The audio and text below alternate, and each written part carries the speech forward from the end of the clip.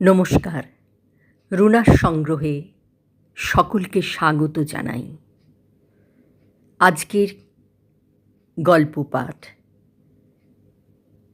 মানিক বন্দ্যোপাধ্যায়ের হারানের নাচজামাই।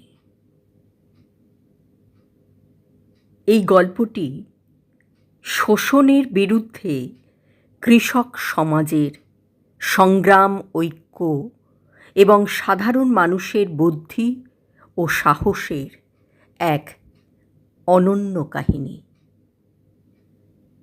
গল্পটি শেষ অবধি শুনবেন এই আশা রাখি। মাঝরাতে পুলিশ গাঁয়ে হানা দিল। সঙ্গে জোদ্দার চণ্ডী ঘোষের লোক কানাই ও শ্রীপতি, কয়েকজন লেঠেল। কনকনে শীতের রাত, বিরাম বিশ্রাম ছেঁটে ফেলে ঊর্ধ্বশ্বাসে 3টি দিনরাত্রি একটানা ধান কাটার পরিশ্রমে পুরুষেরা অচেতন হয়ে ঘুমোচ্ছিল। পালা করে জেগে ঘরে ঘরে ঘাঁটি আগলে পাহারা দিচ্ছিল মেয়েরা। শাঁখ আর উলুধ্বনিতে গ্রামের কাছাকাছি পুলিশের আকস্মিক আবির্ভাব জানাজানি হয়ে গিয়েছিল। প্রায় সঙ্গে সঙ্গে পুলিশ সমস্ত গাঁ ঘিরে ফেলবার আয়োজন করলে হারানের ঘর থেকে ভুবন মণ্ডল সরে পড়তে পারত, উধাও হয়ে যেত। গাঁ শুদ্ধ লোক যাকে আড়াল করে রাখতে চায়, হঠাৎ হানা দিয়েও হয়তো পুলিশ সহজে তার পাত্তা পায় না। 1.5 মাস চেষ্টা করে পারেনি। ভুবন এগাঁ ওগাঁ করে বেড়াচ্ছে যখন খুশি, কিন্তু গ্রাম ঘেরবার আঁটঘাঁট বেঁধে বসবার কোনো চেষ্টাই পুলিশ আজ করল না। শটান গিয়ে ঘিরে ফেলল ছোট হাঁসতলা পাড়াটুকুর কখানা ঘর, যার মধ্যে একটি ঘর হারানের।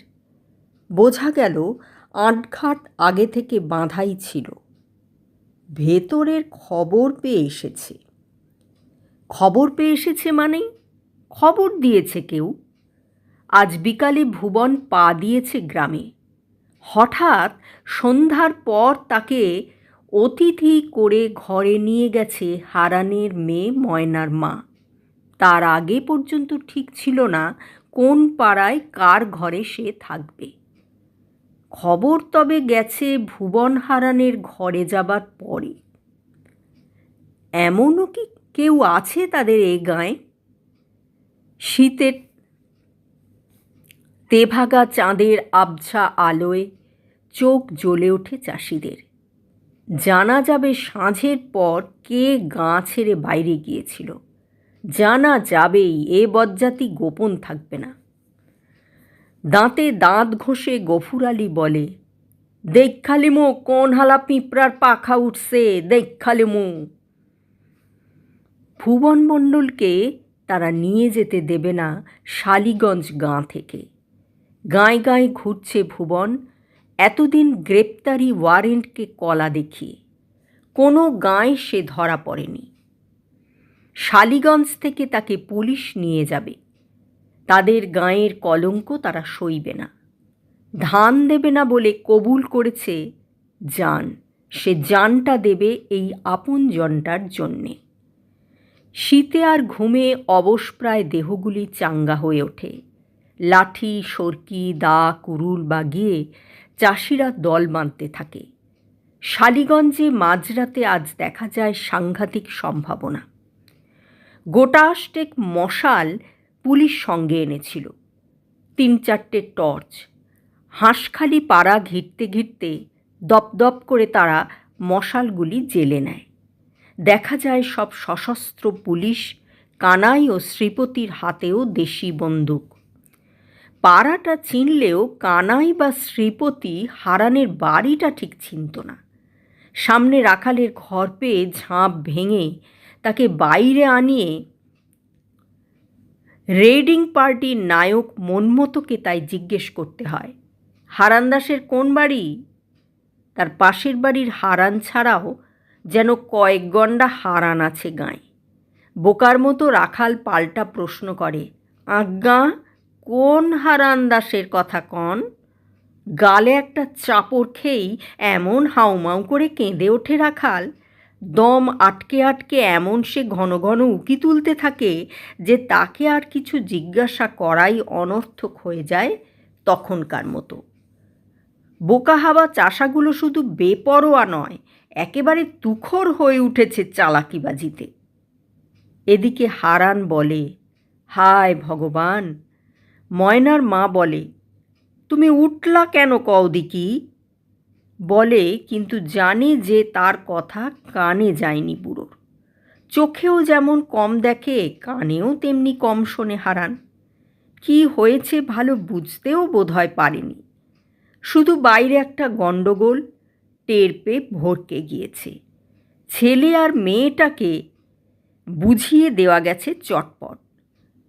এই বুড়োকে বোঝাতে গেলে এত জোরে চেঁচাতে হবে যে প্রত্যেকটি কথা কানে পৌঁছবে বাইরে যারা বের দিয়েছে। দু এক দণ্ড চেঁচালেই যে বুঝবে হারান তাও নয়। তাও ভোঁতা ঢিমে মাথায় অত সহজে কোনো কথাই ঢোকে না। এই বুড়োর জন্য না ফাঁস হয়ে যায় সব। ভুবনকে বলে ময়নার মা, বুড়া বাপটার তরে ভাবনা। ভুবন বলে, মোর কিন্তু হাসি পায় ময়নার মা। ময়নার মা গম্ভীর মুখে বলে, হাসির কথা নয়, গুলিও করতে পারে দেখুন মাত্র। কইবে হাঙ্গামা করছিলেন। তাড়াতাড়ি একটা কুপি জ্বালে ময়নার মা। হারানকে তুলে নিয়ে ঘরের বিছানায় শুইয়ে দিয়ে হাতের আঙুলের ইশারায় তাকে মুখ বুজে চুপচাপ শুয়ে থাকতে বলে। তারপর কুপির আলোর মেয়ের দিকে তাকিয়ে নিদারুণ আফসোসে ফুঁসে ওঠে, আহ, ভালো শাড়িখান পরতে পারলি না বলছো নাকি? ময়না বলে। ময়নার মা নিজেই টিনের তোরঙ্গের ডালাটা প্রায় মুচড়ে ভেঙে তাতে রঙিন শাড়িখান বার করে। ময়নার পরনের ছেঁড়া কাপড়খানা তার গা থেকে একরকম ছিনিয়ে নিয়ে তাড়াতাড়ি এলোমেলোভাবে জড়িয়ে দেয় রঙিন শাড়িটি। বলে, ঘোমটা দিবি, লাজ দেখাবি জামাইয়ের কাছে যেমন দেখাস। ভুবনকে বলে, ভালো কথা শোনেন, আপনার নাম হইল জগমোহন, বাপের নাম সাতকড়ি, বাড়ি হাতিনাড়া, থানা গৌরপুর। নতুন এক কোলাহল কানে আসে ময়নার মান। কান খাড়া করে সে শোনে। কুপির আলোতে টের পাওয়া যায় প্রৌঢ় বয়সের শুরুতেই তার মুখখানাতে দুঃখ দুর্দশার ছাপ ও রেখা কি রুক্ষতা ও কাঠিন্য এনে দিয়েছে। ধুতি পরা বিধবার বেশ আর কদম ছাঁটা চুল চেহারা এনে দিয়েছে পুরুষালী ভাব। গা ভাইঙ্গা রুইখাইতেছে, তাই না ভাবতেছিলাম ব্যাপার কি, গাঁর মাইন্সের সারা নাই। ভুবন বলে, তবেই সারছে, 10-20টা খুন জখম হইব নির্ঘাত। আমি যাই সামলাই গিয়া। থামেন আপনি, বসেন। ময়নার মা বলেন, দেখেন কি হয়। সদেরেক চাষি চাষারে অস্ত্র হাতে এসে দাঁড়িয়েছে দল বেঁধে। ওদের আওয়াজ পেয়ে মনমথও জড়ো করেছে তার ফৌজ হারানের ঘরের সামনে। 2-4 জন শুধু পাহারায় আছে বাড়ির পাশে ও পিছনে। বেড়া ডিঙিয়ে ওদিক দিয়ে ভুবন না পালায়। 10টি বন্দুকের জোর মনমথর। তার নিজের রিভলভার আছে। তবু চাষিদের মরিয়া ভাব দেখে সে অস্বস্তি বোধ করছে স্পষ্টই বোঝা যায়। তার সুরটা রীতিমতো নরম শোনায়। স্রেফ হুকুম জারির বদলে সে যেন একটু বুঝিয়ে দিতে চায় সকলকে উচিত আর অনুচিতের কাজের পার্থক্যটাও, পরিমাণটাও। বক্তৃতার ভঙ্গিতে সে জানায় যে হাকিমের দস্তখতি পরোয়ানা নিয়ে সে এসেছে হারানের ঘর তল্লাশ করতে। তল্লাশ করে আসামি না পায় ফিরে চলে যাবে। এতে বাধা দেওয়া হাঙ্গামা করা উচিত নয়, তার ফল খারাপ হবে, বেআইনি কাজ হবে সেটা। গফুর চেঁচিয়ে বলে, মোরা তল্লাশ করতে দিমু না। প্রায় 200 গলা সায় দেয়, দিমু না, দিমু না। এমনি যখন অবস্থা, সংঘর্ষ প্রায় শুরু হয়ে যাবে, মন্মথ হুকুম দিতে যাচ্ছে গুলি চালাবার, ময়নার মার খ্যানখ্যানে তীক্ষ্ণ গলা শীতার্থ থমথমে রাত্রিকে ছিঁড়ে কেটে বেজে উঠল, রও দেখি তোমরা, হাঙ্গামা কইর না। মোর ঘরে কোনো আসামি নাই, চোর ডাকাইত নাকি যে ঘরে আসামি রাখুম? বিকালে জামাই আইসে, সোয়াইসি মাইয়া জামাই রে, দারোগাবাবু তালাশ করতে চান তালাশ করেন।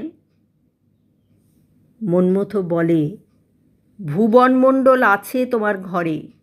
ময়নার মা বলে, দেখেন আইসা, তালাশ করেন। ভুবন মণ্ডল কেডা, নাম তো শুনি নাই বাপের কালে। মাইয়ার বিয়া দিলাম বৈশাখে, 2 ভরি রূপা কম দিছি। কেন জামাই ফিরায়ও তাকায় না। 2 ভরির দাম পাঠাইয়া দিছি, তবে আইজ জামাই পায়ের ধুলা দিছে। আপনারে কমু কি দারোগা বাবু, মাইয়াটা কান্দে মরে, আমিও কান্দি, আমিও তত কান্দি, ও তত কান্দে। আচ্ছা আচ্ছা, মন্মথ বলে, ভুবনকে না পাই, জামাই নিয়ে তুমি রাত কাটিও। গৌরসাও হেঁকে বলে, অত সুপে সুপে আসে কেন জামাই? ময়নার মা গা জ্বলে যায় ময়নার মার। বলে, সদর দিয়ে আইসে, তোমার একটা মাইয়া 7টা জামাই সুপে সুপে আসে, মোর জামাই সদর দিয়ে আইসে। গৌর আবার কি বলতে যাচ্ছিল, কে যেন আঘাত করে তার মুখে। একটা আর্ত শব্দ শোনা যায়, সাপে ধরা ব্যাঙের একটিমাত্র আওয়াজের মতো। ময়নার রঙিন শাড়ি ও আলুথালু বেশ চোখে যেন ধাঁধা লাগিয়ে দেয় মন্মথর। পিচুটির মতো চোখ এঁটে যেতে চায় ঘোমটা পড়া ভীরু লাজুক কচি চাষি মেয়েটার আতপুষ্ট দেহটি।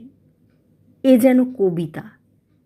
বিয়ে পাশ মন্মথর কাছে যেন চোরাই স্কচ হুইস্কির পেগ, যেন মাটির পৃথিবীর জীর্ণ ক্লিষ্ট অফিসিয়াল জীবনের এক ফোঁটা টসটসে দরদ। তার রীতিমতো আফসোস হয় যে জোয়ান মর্দ মাঝবয়সী চাষারে লোকটা এর স্বামী, এর আদরেই মেয়েটার এই আলুথালু বেশ। তবু মন্মথ জেরা করে, সংশয় মেটাতে গাঁয়ের 2জন বুড়োকে এনে শনাক্ত করায়। তারপরেও যেন তার বিশ্বাস হতে চায় না। ভুবন চুপচাপ দাঁড়িয়ে আছে, গায়ে চাদর জড়িয়ে, যতটা সম্ভব নিরীহ গোবেচারী সেজে। কিন্তু খোঁচা খোঁচা গোঁপদাড়ি ভরা মুখ, রুক্ষ এলোমেলো একমাথা চুল মোটেই তাকে দেখায় না নতুন জামাইয়ের মতো। মনমত গর্জন করে হারানকে প্রশ্ন করে, এ তোমার নাতনির বর? হারান বলে, হায় ভগবান। ময়নার মা বলে, জিগান মিসা, কানে শোনে না, বদ্ধ কালা। ও, মন্মথ বলে। ভুবন ভাবে এবার তার কিছু বলা বা করা উচিত। এমন হাঙ্গামা জানলে আইতাম না কর্তা। মিসা কইয়া আনছে আমারে। সরাইলের হাটে আইসি, ঠাইরেন পোলারে দিয়ে খপর দিলেন, মাইয়া নাকি মরো মরো, তখনই প্রায় এখন যায়। তুমি অমনি ছুটে এলে। আসুম না, রাতভরি সোনা রূপা যা দিব কইছিল তাও ঠেকাই নাই বিয়াতে। মইরা গেলে গাও থেইক্কা খুইলা নিলে আর পামু? ও, তাই ছুটে এসেছ, তুমি হিসেবি লোক বটে, মন্মথ বলে ব্যঙ্গ করে। আর কিছুই করার নেই, বাড়িগুলি তালাশ ও তছনছ করে নিয়ম রক্ষা করা ছাড়া। জামাইটাকে বেঁধে নিয়ে যাওয়া চলে, সন্দেহের যুক্তিতে গ্রেপ্তার করে, কিন্তু হাঙ্গামা হবে। 2 পা পিছু ওঠে, এখনও চাষির দল দাঁড়িয়ে আছে, ছত্রভঙ্গ হয়ে চলে যায়নি। গাঁয়ে গাঁয়ে চাষাগুলোর কেমন যেন উগ্র মরিয়া ভাব, ভয় ডর নেই। ঘরে ঘরে তলাশ চলতে থাকে। একটা বিড়াল লুকোনোর মতো আড়ালও যে ঘরে নেই, সে ঘরে কাঁথা বালিশ হাঁড়ি পাতিল জিনিসপত্র ছত্রখান করে খোঁজা হয় মানুষকে। মনমতো থাকে হারানের বাড়িতেই, অল্প নেশায় রঙিন চোখ।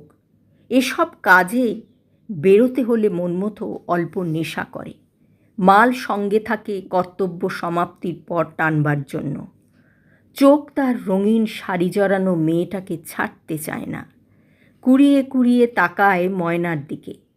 ময়নার 20-22 বছরের জোয়ান ভাইটা উসখুস করে ক্রমাগত।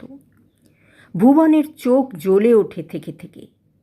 ময়নার মা টের পায়, একটু যদি বাড়াবাড়ি করে মন্মথ আর রক্ষা থাকবে না। মেয়েটাকে বলে ময়নার মা, শীতে কাঁপুনি ধরছে, শো না গিয়া বাসা, তুমিও শুইয়া পড়ো বাবা, আপনি অনুমতি দেন দারোগা বাবু, জামাই শুইয়া পড়ুক, কত মানত কইরা মাথা কপাল কইটা আনছি জামাই রে। ময়নার মা গলা ধরে যায়। আপনারে কি কমু দারোগা বাবু, ময়না ঘরে গিয়ে শুয়ে পড়। ভুবন যায় না। আরও দুবার ময়নার মা সস্নেহে সাদর অনুরোধ জানায় তাকে। তবু ভুবনকে ইতস্তত করতে দেখে বিরক্ত হয়ে জোর দিয়ে বলে, গুরুজনের কথা শোনো, সৌ গিয়া, খারাইয়া কি করবা, যা বন্ধ কইরা শো। তখন তাই করে ভুবন। যতই তাকে জামাই মনে না হোক, এরপর না মেনে আর কি চলে যে সে জামাই। মন মতো আস্তে আস্তে বাইরে পা বাড়ায়, পকেট থেকে চ্যাপ্টা শিশি বার করে ঢেলে দেয় গলায়। পরদিন মুখে মুখে গল্প ছড়িয়ে যায় দিক দিগন্তে। দুপুরের আগে হাতিপাড়ার জগমোহন আর জোদ্দার চণ্ডী ঘোষ আর বড় থানার বড় দারোগার কাছে পর্যন্ত পৌঁছয়। গাঁয়ে গাঁয়ে লোকে বলা বলি করে, ব্যাপারটা আর হাসিতে ফেটে পড়ে। ব্যাপারটা দেয় ময়নার মাকে। এমন তামাশা কেউ কখনো করেনি পুলিশের সঙ্গে, এমন জব্দ করেনি পুলিশকে। কদিন আগে দুপুরবেলা পুরুষশূন্য গাঁয়ে পুলিশ এলে ঝাঁটা বঁটি হাতে মেয়ের দল নিয়ে ময়নার মা তাদের তাড়া করে পার করে দিয়েছিল গাঁয়ের সীমানা। সে যে এমন রসিকতা জানে, কে তা ভাবতে পেরেছিল? গাঁয়ের মেয়েরা আসে দলে দলে, অনিশ্চিত আশঙ্কা ও সম্ভাবনায় ভরা। এমন যে ভয়ঙ্কর সময় চলেছে এখন, তার মধ্যেও তারা আজ ভাবনা চিন্তা ভুলে হাসি খুশিতে উচ্ছল। মোক্ষদার মা বলে, একগাল হেসে গালে হাত দিয়ে, মা গো ময়নার মা, তোর মধ্যে এত। খেন্তি বলে ময়নাকে, কিলো ময়না, জামাই কি কইল, দিছে কি? লাজে ময়না হাসে। বেলা পড়ে এলো। কাল যে সময় ভুবন মণ্ডল গাঁয়ে পা দিয়েছিল, প্রায় সেই সময় আবির্ভাব ঘটে জগমোহনের। বয়স তার 26-27, বেটেখাটো জোয়ান চেহারা, দাড়ি কামানো, চুল আঁচড়ানো, গায়ে ঘরকাচা শার্ট, কাঁধে মোটা সুতির চাদর। গাঁয়ে ঢুকে গটগট করে সে চলতে থাকে হারানের বাড়ির দিকে, এপাশ ওপাশ না তাকিয়ে গম্ভীর মুখে। রসিক ডাকে দাওয়া থেকে, জগমোহন নাকি, কখন আইলা? নন্দ বলে, আরে শোনো শোনো, তামুক খাইয়া যাও। জগমোহন ফিরেও তাকায় না। রসিক ভোরকে গিয়ে নন্দকে শুধোয়, এই কাণ্ড বুঝলা নি, কেমনে কমু? অবাক হয়ে মুখ চাওয়াচাই করে দুজনে। পথে মথুরের ঘর, তার সঙ্গে একটু ঘনিষ্ঠতা আছে জগমোহনের। নাম ধরে হাঁক দিতে ভেতর থেকে সাড়া আসে না। বাইরের লোক জবাব দেয়। ঘরের কাছেই পথের ওপাশে একটা তালের গুঁড়িতে দুজন মানুষ বসেছিল নির্লিপ্তভাবে। একজনের হাতে খোঁটাশুদ্ধ গরু বাঁধা দড়ি। তাদের একজনে বলে, বাড়িতে নাই, তুমি কেডা, হারামজাদারে খোঁজো কেন? জগমোহন পরিচয় দিতেই দুজন তারা অন্তরঙ্গ হয়ে যায় সঙ্গে সঙ্গে। তুমি আইসো ব্যাটারে 2 ঘা দিতে? তা ভয় নেই জগমোহনের। তারা আশ্বাস দেয়, হাতের সুখ তার ফসকাবে না। কাল সন্ধ্যায় গেছে গাঁ থেকে, এখনও ফেরেনি মথু। কখন ফিরে আসে ঠিকও নাই। তার অপেক্ষায় দাঁড়িয়ে থাকতে হবে না জগমোহনকে।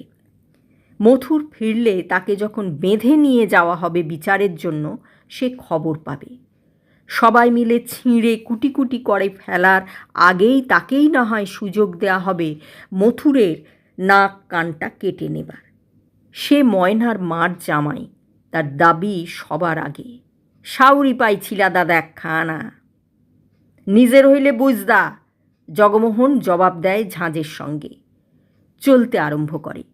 শুনে দুজনে তার মুখ চাওয়াচাই করে অবাক হয়ে। আচমকা জামাই এলো, মুখে তার ঘন মেঘ। দেখেই ময়নার মা বিপদ গণে। ব্যস্ত সমস্ত না হয়ে হাসি মুখে ধীরে শান্তভাবে অভ্যর্থনা জানায়। তার যেন আশা ছিল, জানা ছিল, এ সময় এমনিভাবেই জামাই আসবে। এটা অঘটন নয়, বলে, আসো বাবা আসো, অময় না পিঁড়া দে, ভালো নিয়াছে বেবাকে বিয়াই বিয়ান পোলা মাইয়া আছে। আর একটু ভরকে যায় ময়নার মা, কত গোঁসা না জমা আছে জামাইয়ের কাটা ছাঁটাই কথার জবাবে। ময়নার দিকে তার না তাকাবার ভঙ্গিটাও ভালো ঠেকে না। পরন্ত রোদে লাউমাচার সাদা ফুলের শোভা ছাড়া আর কিছুই যেন চোখ চেয়ে দেখবে না শ্বশুরবাড়ি পণ করেছে জগমোহন। লক্ষণ খারাপ।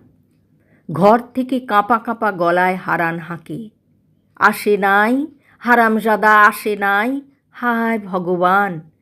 নাতিরে খোঁজে। ময়নার মা জগমোহনকে জানায়, বিয়ান থেইক্কা দেখো না উতলা হইছে।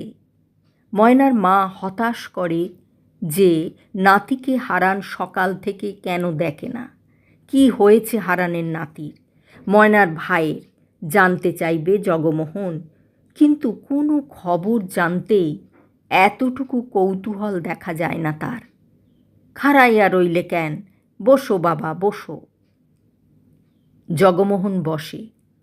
ময়নার পাতা পিঁড়ি সে ছোঁয় না। দাওয়ার খুঁটিতে ঠেস দিয়ে উবু হয়ে বসে। মুখ হাত ধুইয়া নিলে পারতা, না জামু গিয়া অখনি? অখনি যাইবা? হ, একটা কথা শুইনা আইলাম, মিছানা খাঁটি জিগাইয়া জামু গিয়া। মাইয়া নাকি কার লগে শুইছিল কাল রাতে? শুইছিল? ময়নার মার চমক লাগে। মোর লগে শোয় মাইয়া, মোর লগে শুইছিল? আর কার লগে শুইব? ব্রহ্মাণ্ডের মাইনসেন জানছে কার লগে শুইছিল, চোখে দেখা গেছে দুয়ারে ঝাঁপ দিয়া কার লগে শুইছিল। তারপর বেঁধে যায় শাশুড়ি জামাইয়ে। প্রথমে ময়নার মা ঠান্ডা মাথায় নরম কথায় ব্যাপারটা বুঝিয়ে দিতে চেষ্টা করে, কিন্তু জগমোহনের ওই এক গোঁ।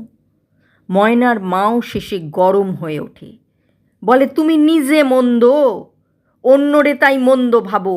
উঠানে মাইন্সের গাদা, আমি খাড়া সামনে, একদণ্ড ঝাঁপটা দিছে কি না দিছে তুমি দোষ ধরলা। অন্যে তো কয় না। অন্যের কি? অন্যের বউ হইলে কইতো। বড় ছোট মন তোমার। আইজ মণ্ডলের নামে এমন কথা কইলা, কাইল কইবা জুয়ানের ভাইয়ের লাগে কেন কথা কয়? কন উচিত, ও মাইয়া সব পারে। তখন আর শুধু গরম কথা নয়, ময়নার মা গলা ছেড়ে উদ্ধার করতে আরম্ভ করে জগমোহনের 14 পুরুষ। হারান কাঁপা গলায় চেঁচায়, আইসে নাকি? আইসে হারামজাদা? হায় ভগবান, আইসে। ময়না কাঁদে ফুঁপিয়ে ফুঁপিয়ে। ছুটে আসে পাড়া বেড়ানি, নিন্দা ছাড়ানি, নিতাইপালের বউ আর প্রতিবেশী কয়েকজন স্ত্রীলোক। কি হইছে গো ময়নার মা? নিতাইপালের বউ শুধায়। মাইয়া কাঁদে কেন? তাদের দেখে সম্বিত ফিরে পায় ময়নার মা। ফোঁস করে ওঠে, কাঁদে কেন? ভাইটারে ধইরা দিছে, কাঁদব না? জামাই বুঝি আইসে খবর পাইয়া? শুনবা বাসা, শুনবা, বইতে দাও, জিরাইতে দাও। ময়নার মার বিরক্তি দেখে ধীরে ধীরে অনিচ্ছুক পদে মেয়েরা ফিরে যায়। তাকে ঘাঁটাবার সাহস কারও নেই। ময়নার মা মেয়েকে ধমক দেয়, কাঁদিস না, বাপেরে নিয়া ঘরে গেছিলি, বেশ করেছিলি, কাঁদনের কি? বাপ নাকি? জগমোহন বলে ব্যঙ্গ করে। বাপ না? মণ্ডল 10টা গাঁয়ের বাপ। খালি জন্ম দিলেই বাপ হয় না, অন্ন দিলেও হয়। মণ্ডল আমাগো অন্ন দিছে, আমাগো বুঝাইছে, সাহস দিছে, একসাথ করেছে ধান কাটাইতে। না তো চণ্ডী ঘোষ দিত বেবাক ধান, তোমারে ওই কই যোগু হাতে ধইরা কই, বুঝা দেখো, মিছা গোসা কইরো না, বুঝাইয়া কাম নাই। অখন যাই, রাইতটা থাইক্কা যাও। জামাই আইলা গেলা গিয়া মাইনসে কি কইব? জামাইয়ের অভাব কি? মাইয়া আছে কত, জামাই জুটব। বেলা শেষ হতে না হতে ঘনিয়ে এসেছে শীতের সন্ধ্যা। অল্প অল্প কুয়াশা নেমেছে, ঘুঁটের ধোঁয়া ও গন্ধে নিশ্চল বাতাস ভারী। যাই বলেই যে গা তোলে জগমোহন তা নয়। ময়নার মারও তো জানা আছে যে শুধু শাশুড়ির সঙ্গে ঝগড়া করে যাই বলে জামাই গটগট করে বেরিয়ে যাবে না। ময়নার সাথে বোঝাপড়া, ময়নাকে কাঁদানো এখনো বাকি আছে। যদি যায় জামাই, মেয়েটাকে নাকের জলে চোখের জলে এক করিয়ে তারপর যাবে। আর কথা বলে না ময়নার মা। আস্তে আস্তে উঠে বেরিয়ে যায় বাড়ি থেকে। ঘরে কিছু নেই, মোয়া মুড়ি কিছু জোগাড় করতে হবে। খাক বা না খাক, সামনে ধরে দিতেই হবে জামাইয়ের। চোখ মুছে নাক ঝেড়ে ময়না বলে ভয় ভয়, ঘরে আসো, খাসা আছি, শুইছিলা তো? না মা কালীর খিরা, শুই নাই। মার কওনে খালি ঝাঁপটি দিছিলাম, বাঁশটাও লাগাই নাই। ঝাঁপ দিছিলা শোও না বেউলা সতী? ময়না তখন কাঁদে, তোমার লগে আইস থেইক্কা শেষ। ময়না আরও কাঁদে। ঘর থেকে হারান কাঁপা গলায় হাঁকে, আসে নাই, সোরা আসে নাই, হায় ভগবান। থেমে থেমে একটা কথা বলে যায় জগমোহন। না থেমে অবিরাম কেঁদে চলে ময়না, যতক্ষণ না কান্নাটা একঘেয়ে লাগে জগমোহনের। তখন কিছুক্ষণ সে চুপ করে থাকে। মুড়ি মোয়া জোগাড় করে পাড়া ঘুরে ময়নার মা যখন ফিরে আসে, ময়না তখন চাপা সুরে ডুকরে ডুকরে কাঁদছে। বেড়ার বাইরে সুপারি গাছটা ধরে দাঁড়িয়ে থাকে ময়নার মা। সারাদিন পরে এখন তার দুচোখ জলে ভরে যায়। জোদ্দারের সাথে দারোগা পুলিশের সাথে লড়াই করা চলে, অবুঝ পাষণ্ড জামাইয়ের সাথে লড়াই নেই। আপন মনে আবার হাঁকে হারান, আসে নাই, হারান আসে নাই, মোর মরণটা আসে নাই, হায় ভগবান। জগমোহন চুপ করেছিল। এতক্ষণ পর হঠাৎ সে জিজ্ঞাসা করে শালার খবর। উয়ারে ধরছে কেন? ময়নার কান্না থিতিয়ে এসেছিল। সে বলে, মণ্ডল খুঁড়ার লগে গোঁদলপাড়া গেছিল, ফিরতি পথে একা পাইয়া ধরছে। কেন ধরছে? কাইল জব্দ হইছে, সেই রাগে বুঝি। বসে বসে কী ভাবে জগমোহন, আর কাঁদায় না ময়নাকে। ময়নার মা ভেতরে আসে, কাশিতে মুড়ি আর মোয়া খেতে দেয় জামাইকে। বলে, মাথা খাও, মুখে দাও। আবার বলে, রাইত কইরা কেন যাইবে বাবা, থাইক্কা যাও। থাকনের জো নাই, মা দিব্যি দিছে, তবে খাইয়া যাও। আখা ধরাই, পোলাটারে ধইরে নিছে, পরান্ডা পোড়ায়। তোমারে রাইক্ষা জরামু ভাবছিলাম, না রাইত বারে। আবার কবে আইবা দেখি? উঠি উঠি করেও দেরি হয়। তারপর আজ সন্ধ্যা রাতেই পুলিশ হানার সেই রকম শোর ওঠে কাল মাঝরাত্রির মতো। সদল বলে মনমতো আবার আচমকা হানা দিয়েছে। আজ তার সঙ্গের শক্তি কালের চেয়ে অনেক বেশি। তার চোখ সাদা, সোজাসুজি প্রথমেই হারানের বাড়ি। কি গো মণ্ডলের শাশুড়ি? মনমতো বলে ময়নার মাকে। জামাই কোথা? ময়নার মা চুপ করে দাঁড়িয়ে থাকে। এটা আবার কে? জামাই। ময়নার মা বলে, বাহ, তোর তো মাগি ভাগ্যি ভালো, রোজ নতুন নতুন জামাই জোটে, আর তুই ছুঁড়ি এই বয়সে। হাতটা বাড়িয়েছিল মনমতো, রসিকতার সঙ্গে ময়নার থুতনি ধরে আদর করে একটু নেড়ে দিতে। তাকে পর্যন্ত চমকে দিয়ে জগমোহন লাফিয়ে এসে ময়নাকে আড়াল করে গর্জে ওঠে, মুখ সামলাইয়া কথা কইবেন। বাড়ির সকলকে, বুড়ো হারানকে পর্যন্ত গ্রেপ্তার করে আসামি নিয়ে রওনা দেবার সময় মনমতো দেখতে পায় কালকের মতো না হলেও লোক মন্দ জমেনি। দলে দলে লোক ছুটে আসছে চারিদিক থেকে। জমায়েত মিনিটে মিনিটে বড় হচ্ছে। মথুরার ঘর পার হয়ে পানা পুকুরটা পর্যন্ত গিয়ে আর এগোয় না। কালের চেয়ে 7-8 গুণ বেশি লোক পথ আটকায়। রাত বেশি হয়নি। শুধু এ গাঁয়ের নয়, আশপাশের গাঁয়ের লোক ছুটে এসেছে। এটা ভাবতে পারেনি মনমতো। মণ্ডলের জন্য হলে মানে বোঝা যেত। হারানের বাড়ির লোকের জন্য চারিদিকের গাঁ ভেঙে মানুষ এসেছে। মানুষের সমুদ্র, ঝড়ের উত্তাল সমুদ্রের সঙ্গে লড়া যায় না। ময়না তাড়াতাড়ি আঁচল দিয়েই রক্ত মুছিয়ে দিতে আরম্ভ করে জগমোহনের। 90 বছরের বুড়ো হারান সেইখানে মাটিতে মেয়ের কোলে এলিয়ে নাতির জন্য উতলা হয়ে কাঁপা গলায় বলে, ছোঁড়া গেল কই, কই গেল, হায় ভগবান।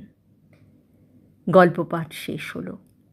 এতক্ষণ গল্প বলছিলাম রুনা মুখার্জি। আমার গল্প যদি আপনাদের ভালো লেগে থাকে, চ্যানেলটি সাবস্ক্রাইব করে গল্পটি শেয়ার, লাইক, কমেন্ট করবেন। সকলে খুব ভালো থাকবেন।